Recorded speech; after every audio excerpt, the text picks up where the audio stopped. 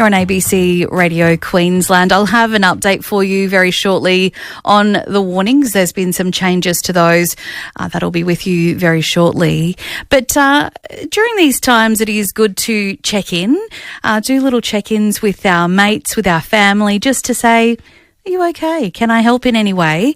Let's chat a little bit more about that this morning. Dr. Jo Lukens is with me. She's a psychology consultant and author. Thanks for being with me this morning. Thanks, Susan.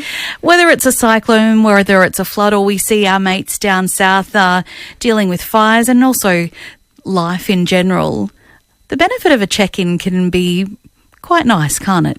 It can be quite nice, absolutely. And it's really important, as you were saying before, because what we know is that when we feel seen and supported by others, it's actually one of our strongest predictors of our wellbeing and our health, aside from the fact that we might actually need some help. So asking the question might mean we can also get some practical help as well. It's kind of a way, I think the being seen is somebody's thinking of me. Yeah. So that's really valuable, even if it's just to know that somebody is thinking about you. But also it opens the door to be like, actually, I'm maybe not okay, or maybe I do need a hand, or in the cases like we were just hearing from Dim, actually I have a boat, or you can come over to my place. Yeah, absolutely, because we know that support can come in many different ways. So there's that practical support, and let's hope someone does have a boat in case Dim needs it, listening to her story just before. But also that just checking in, seeing are you okay, all of those messages, we celebrate them, a couple of times a year, but they actually need to be part of our ongoing conversations just for us as a thriving community. Yeah.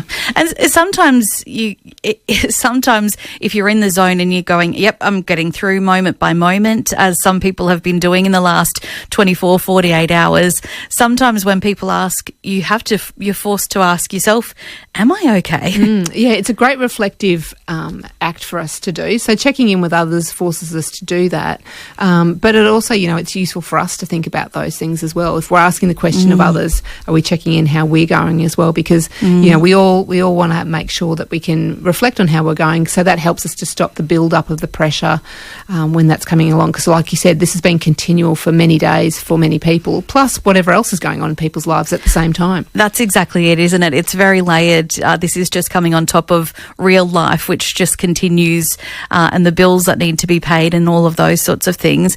What are some of the good ways, good questions to reach out to people with? Are you okay can be very broad, but is that a good place to start, or should it be more specific? Well, you could start generally. I think any way you start is a great way to start, particularly if what I would say is if there's someone and you've actually noticed that you're thinking they're not okay, your spidey senses are out there and you're going, I think something's not happening for them at the moment, is I would actually share an observation. So I might say, if it was you and I, Susan, talking, I might say, hey, Susan, I've just noticed lately you've seemed a little bit quieter than usual, or you've, whatever it might be. Notice my observations, because it could just be that you're coming down with a cold and that's why you're a bit quiet. We don't know what it is, but it's that, hey, I've noticed this about you, particularly if it's someone that you have that shared experience with, which can be helpful. And open-ended questions are often good at times like this. Yeah, it could even be, tell me how the cyclone was for you. Yes. If you're in a region where it has passed, and we know obviously there's people still going through it. So,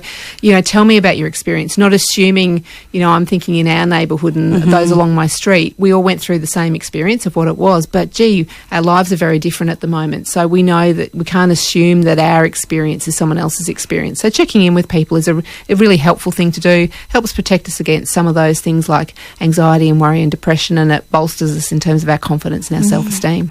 Social media can be a tricky one around this because, like you say, a lot of people have gone through these different experiences in this one system, but how we experience it is also going to be very different. It is. And the thing with the social media is that it either gives us a sense of community, as in, oh gosh, everyone's feeling the way I felt, and that can feel very, that can feel very reinforcing. But if we're looking at it going, wow, it was completely different for me, it's knowing that, what people share on their social media, is something that we probably don't want to pay as, don't use it as the benchmark necessarily, because people's experiences will be different to yours, particularly if people have been through a different time of it and are, disparaging about what's happened and saying different things about it. We just need to be really mindful of that. Yeah, come to it from a place of compassion and reaching out and just checking in. Yeah, and that's the thing. When we check in on others, it actually helps us as well. So there's many good reasons to do it. Absolutely. Psychology consultant and author Dr. Jo Lukens, thank you very much for being with me this morning and spreading that important message of those check-ins, those little check-ins, whether it be during the events, these weather events that we go through, or whether it be other times. It's always nice to have a little check-in on your mates.